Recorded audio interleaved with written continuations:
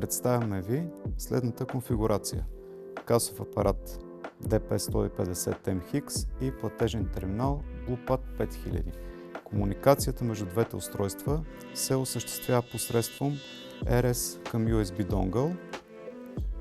След като устройствата са свързани посредством донгъла, единствено е необходимо от главно меню да влезете в режим програмиране.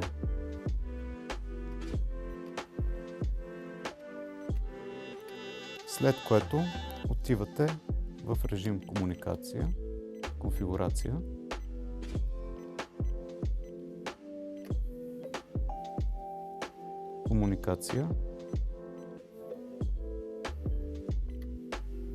и в периферия настройвате COM порт, в случая COM1, тип на устройството PIN-PAD,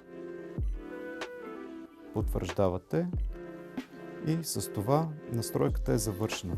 За осъществяване на продажба е необходимо да влезете в режим регистриране на продажби,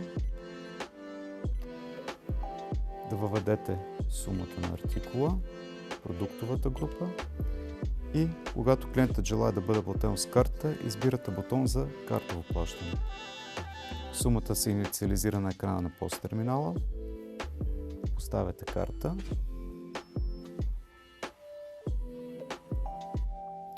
ако клиентът желае второ копие, потвърждавате с зеления бутон.